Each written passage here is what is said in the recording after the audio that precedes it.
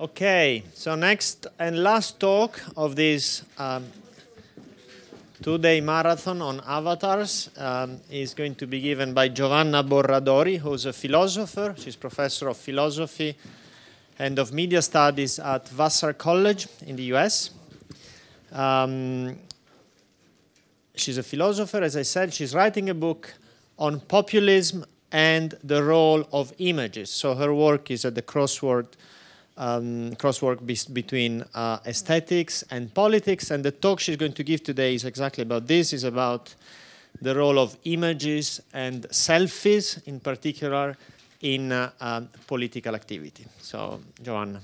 I'm just going to repeat, I know you're pretty exhausted. My paper is going to be tight, opening more questions and answers. All right, so let me start without further ado. Until the very end, I will eschew the ontological question of what is an avatar that has been so eloquently asked by previous speakers in the conference, and most notably by Chiara just now. For most of this presentation, I will rather limit myself to presenting some remarks on the impact of political avatars in the contemporary electoral landscape. Proceeding in this way will allow me to raise more questions than providing answers, and to problematize at least three sets of distinctions that are becoming increasingly blurred. The distinction between visual and verbal, the distinction between figurative and non-figurative, and the distinction between symbolic and representational. As I will discuss holograms, selfies, symbolic effigies, and tweets, my focus will be their nationalist weaponization on the political arena, who have earned the politicians using them strategic gains of unprecedented scale with unprecedented speed. So let me proceed in order. First holograms, then selfies, then symbolic effigies, and then tweets. During the 2012 elections that would catapult him to the governorship of the state of Gujarat in Western India, Narendra Modi had already begun experimenting with a German three-dimensional technology whose promise was to reach isolated villages and massive urban centers alike. The claim that I would like to advance is that 2 years later, the overwhelming victory that brought Modi to assume the office of Indian Prime Minister is the result of a reinvention of what it means to be there, being there, and especially being there in the political sphere.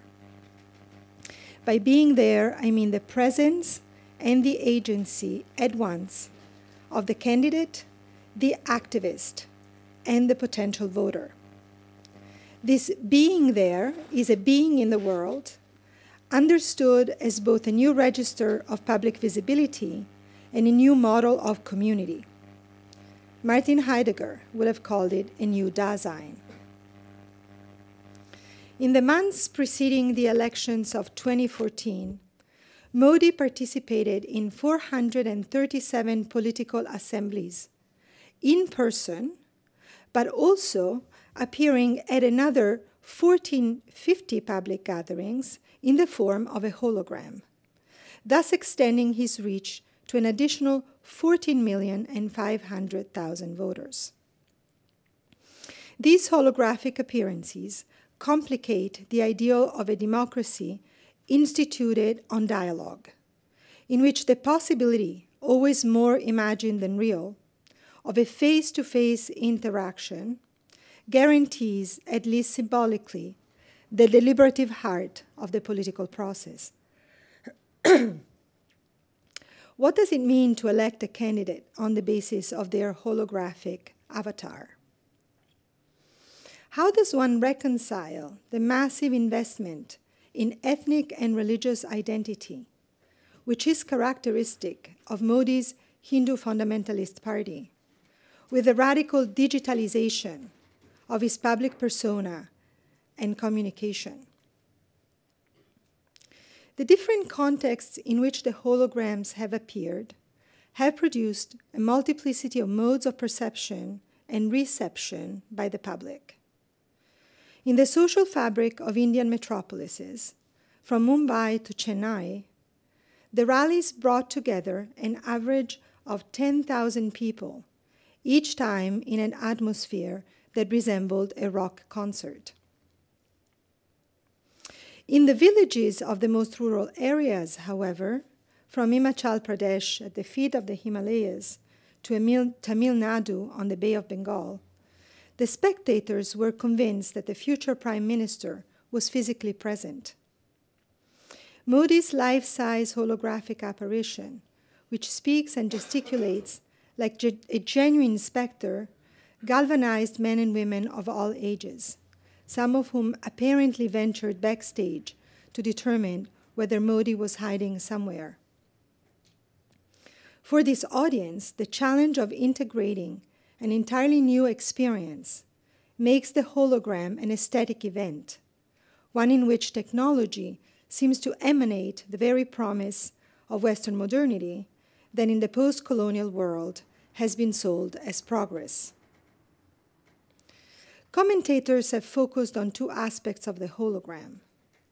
On the one hand, according to the Platonic logic, Modi's holograms appeared as part of an illusory apparatus because they offer immediacy of access not to a person, but to the shadow of a person, which as such remains disembodied and empty in its immateriality. On the other hand, the one-sided nature of the hologram, which speaks and does not respond, serves to increase Modi's authority by endowing him with a messianic aura.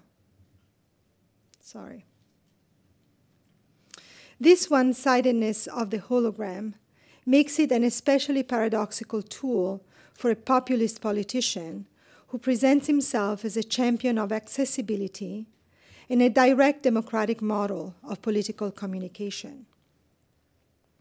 This is certainly the case of Modi, but also of Jean-Luc Mélenchon, leader of France Insoumise, who less successfully than Modi adopted a holographic hologram in 2016 to appear simultaneously in 7 different rallies in France. My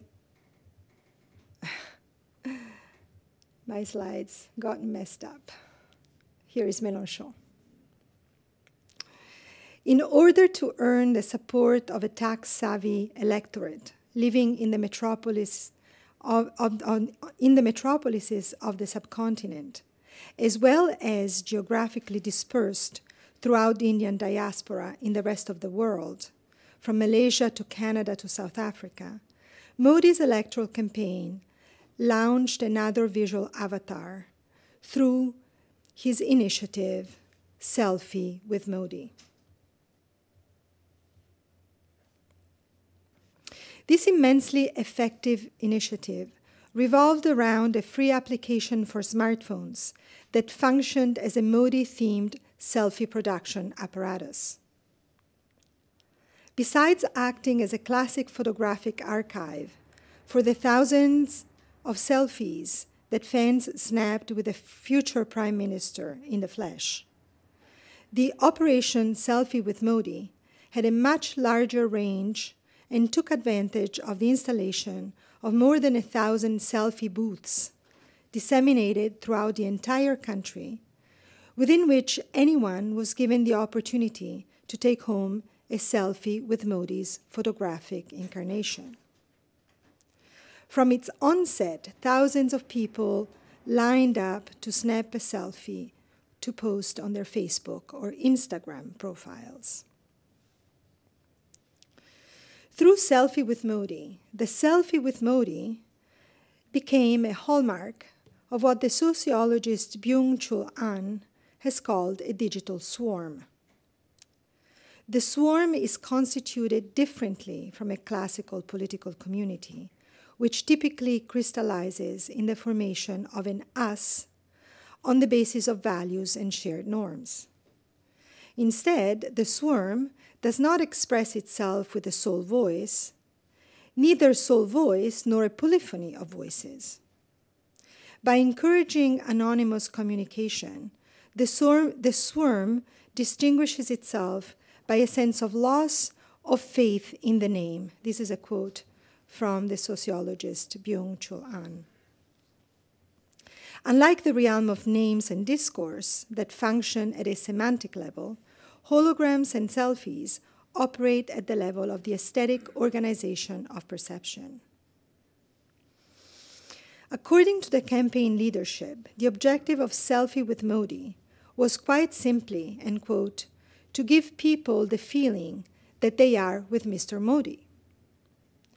The sensation of being with Modi sustains a being with oneself through being with Modi, as well as a being with everyone else who is visually with Modi. Being there blurs, therefore, into being with, understood as seeing oneself with, as well as being seen with. As such, the photographic image plays an essential role in the assemblage of the digital swarm, which remains in a constant state of mobilization with respect to the needs and directives of the Queen Bee, Modi. Begun as an instrument of his electoral campaign, Selfie with Modi has been so successful that it continues to stabilize and expand Modi's swarm after his victory, even spawning several spin-off apps as developers rush to capitalize on its popularity.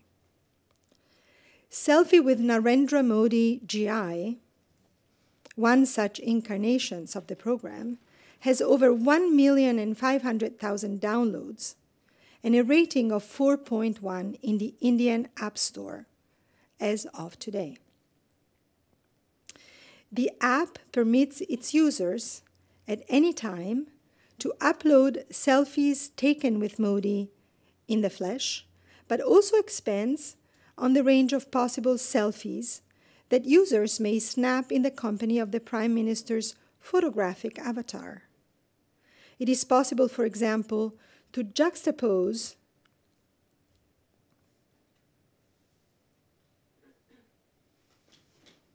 one's own image to that of a smiling Modi during an official visit to Bengal, or to that of a more serious and official Modi whose arms are crossed. It is even possible to play around with the images. For example, users may capture themselves while taking a selfie with Modi, or while Modi is taking a selfie with them. In all of these substitutions and permutations, Modi can be turned, shrunk, enlarged, duplicated, and multiplied at will. The instrumentation of Photoshop is put to the service of the user to arrive at the perfect selfie with Modi, and also to proliferate new permutations of selfies generated with Modi's image. Modi's political style heavily invests in the use of visuality to direct the movements of the swarm while maintaining its integrity. And here we shift from selfies to symbolic effigies. Guinness World Records, for example, into which Modi was inducted for having been the politician that participated in the largest political assembly in history, became a definitive space of his agenda.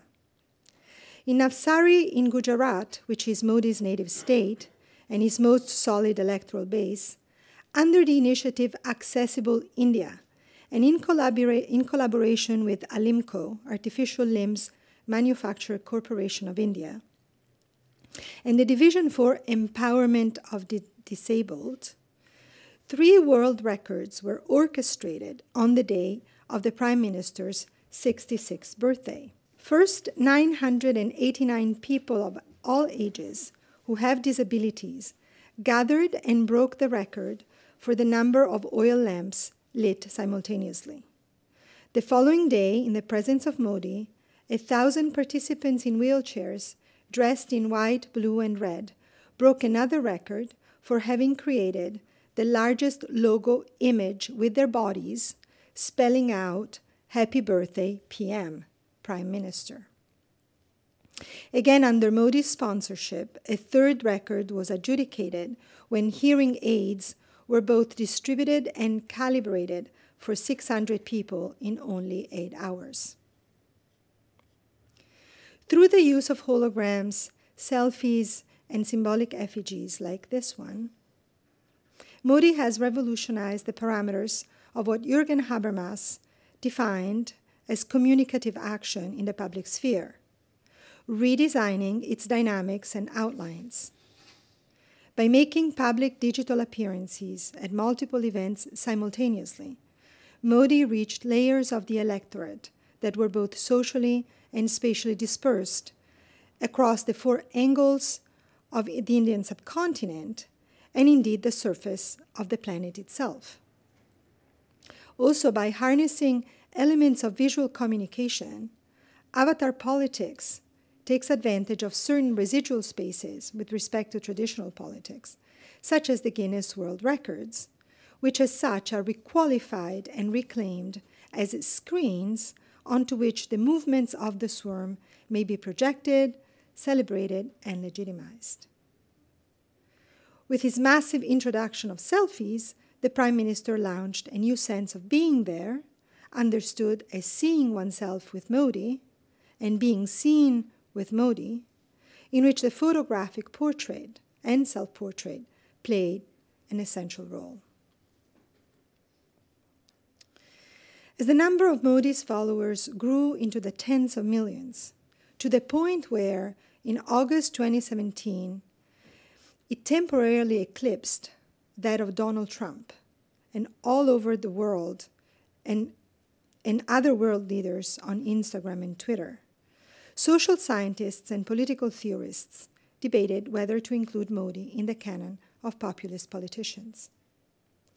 The key role of the image and social media dimension of Modi's campaign is the basis of political scientists Shakuntala Rao's provocative suggestion that Modi's electoral strategy revolves around a new form of mass mobilization, which she calls selfie nationalism. I will use her analysis of the relationship between image and identity as a springboard to explore the political phenomenology of the avatar. According to Rao, selfie nationalism represents a paradigm shift from the spiritual nationalism that Mahatma Gandhi propounded as he led India through the traumatic rupture that established Indian independence from the United Kingdom on the one hand, and concurrently the partition of India from Pakistan. Spiritual nationalism cemented the ideal of secular democracy that animated the political dynasty beginning with the election of Jawaharlal Nehru as Prime Minister and continuing through the incumbency of his daughter Indira Gandhi and her son Rajiv Gandhi. A crucial departure from spiritual nationalism was the emergence of Bharatiya Janata Party, BJP, which overtly, and this is a quote from this theorist, Rao, that I'm mentioning, which overtly instituted the rhetoric of identity politics as the answer to caste, gender, and religious marginalization, raising ethnic politics from an underground element of parliamentary debates into the mainstream level of the public sphere. The BJP's investment in the politics of identity hinges on the fusion of Hinduism with India, which relies on the distillation of the essence of Indian national character, Hinduness, end of quote. Hinduness enforces a conception of homogeneous cultural hegemony that obscures the presence and erases the historical legacy of other ethnic and religious groups in India, especially Islam. The elections of 2014 made history in India by handing the majority of parliament seats to a party that does not have one single Muslim deputy. For the first time in the history of the Indian parliament, the party that won a majority of seats not only does not have a single Muslim deputy, but governs over the largest Muslim population in the world after Pakistan and Indonesia. Reflecting on the central role that social networks play in Modi's campaign, Rao analyzed 1,230 tweets of the Indian Prime Minister over the course of 3 months, from June 15, 2017 to August 15, 2017. The theme of convergence between the religious and the social orders is one of the most distinctive traits of Modi's Twitter footprint, as illustrated in one of his messages. End quote. India's saints have a long-lasting contribution to our society. We cherish their positive impact and influence.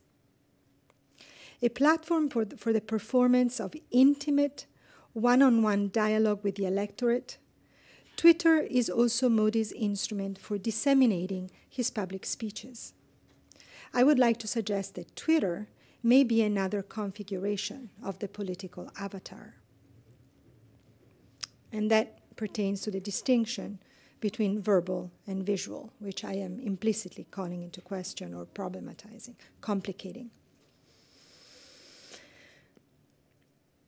For example, in a tweet dating back to a public speech from April 2017, Modi asserts himself as a, quote, product of the ancient tradition that firmly believes in dialogue on difficult issues.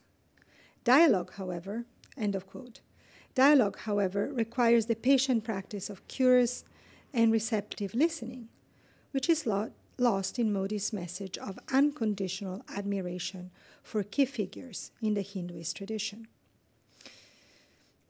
Another tweet, growing up, I heard stories of Lord Rama, Lord Krishna, Lord Buddha, and Bhakta Prahlada. The purpose of each of their actions was to uphold Dharma, which has sustained Indians from ancient to modern times. As Rao observes, Modi constructs an image of, in quote, India's national and political life as synonymous with the Hindu religious order, one that comes with its own repertoire of gods, saints, and seers, end of quote. The invocation of the Dharma, the metaphysical principle of spiritual and cosmic harmony, permits him to rewrite the entirety of Indian history in Hinduist terms. This is the ideological basis on which this very history is purged of the chapters that do not represent its Hinduness, first amongst these being the legacy of the Mughal kingdom, which dominated the subcontinent for over 6 centuries. Like many other scholars, Rao recounts a story of Modi's ascent as the instrumental recomposition of a multi-ethnic and multi-religious national identity around a single Hinduist pole. To this ideological reading, I would like to add a reflection centered on Modi's holographic and photographic avatar as the instrument of a new governance. Or better yet, as the instrument of that diffuse and capillary apparatus of political and social subjectivation that Michel Foucault called governmentality. For Foucault, governmentality represents the plurality of decisions and policies through which a sovereign entity structures social conditions to produce and nurture citizens who best serve its needs and objectives, excluding others from its protections. Working through all the processes of social formation, governmentality aims not merely at directing or controlling subjects from the outside, but to shape their very sense of self. In light of this analysis, Selfies with Modi appears as a mean through which Modi engages his own image to enforce the loyalty of his digital swarm. The swarm is held together by a process of identification with Hinduness mediated by Modi's very image.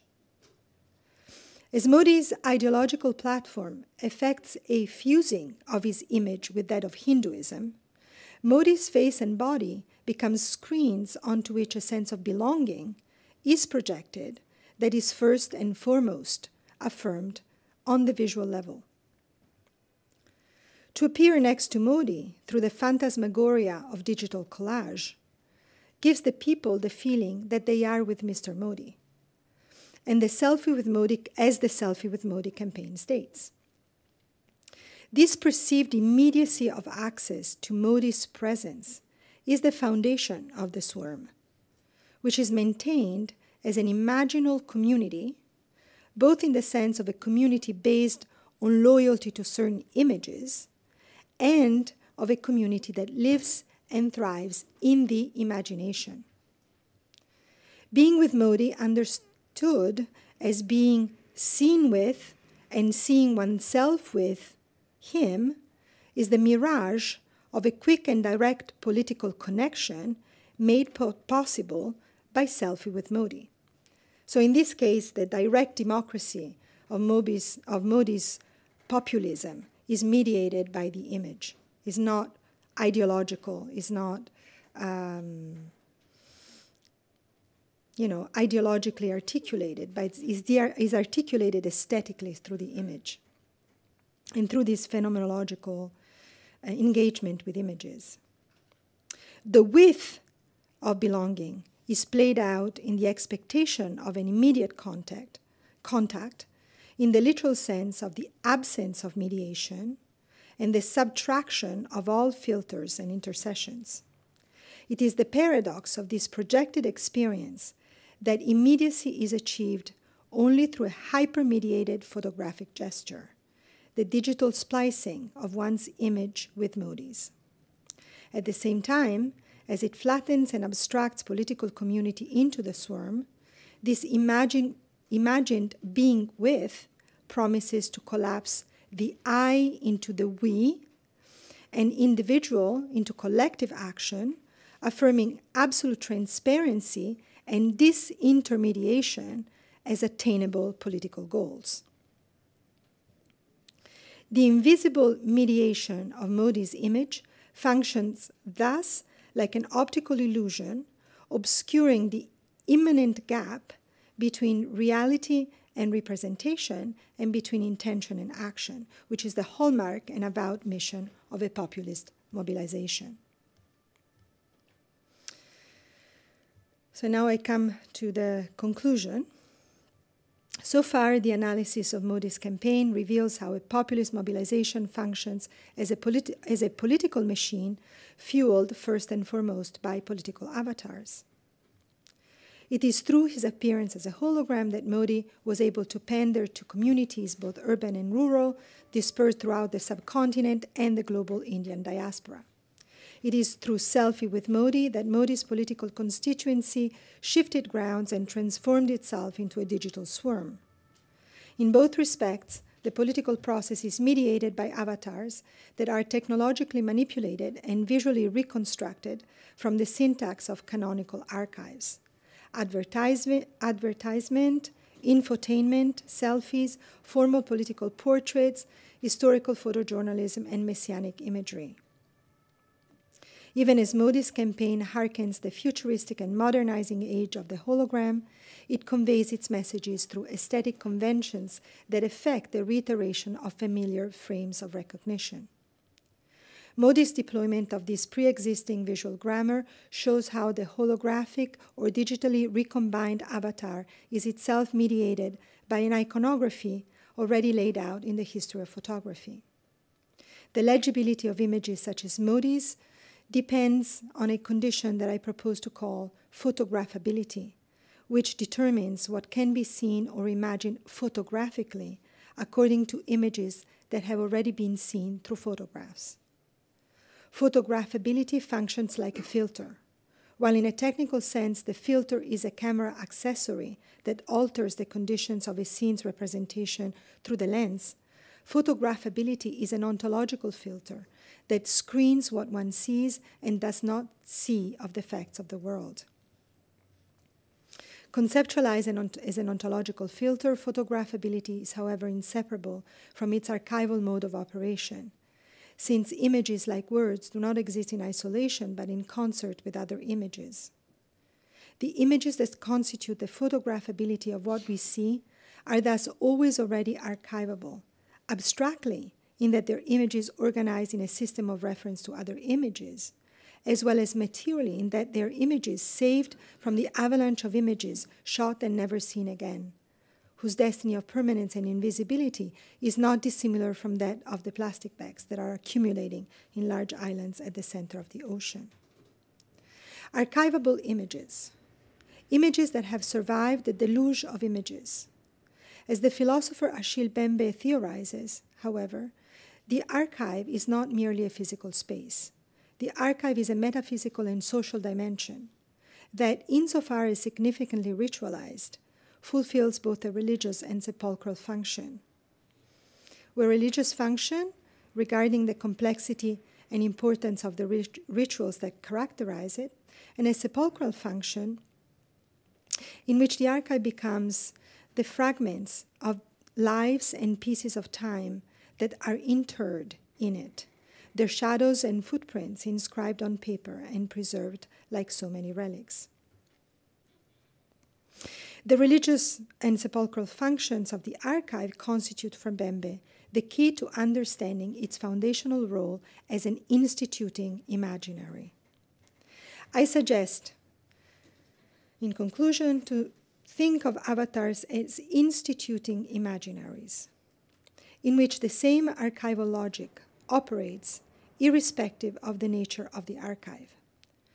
Whether we are talking about traditional state archives, organized around the conservation of a given national identity, cinematic, televisual, or museal archives, in which the priorities are determined by what Adorno has called the cultural industry, public databases or big data troves, chat rooms, Instagram, Snapchat, or Facebook accounts, and finally, and perhaps even more poignantly, the burgeoning banks of photos accumulating on our smartphones as we speak.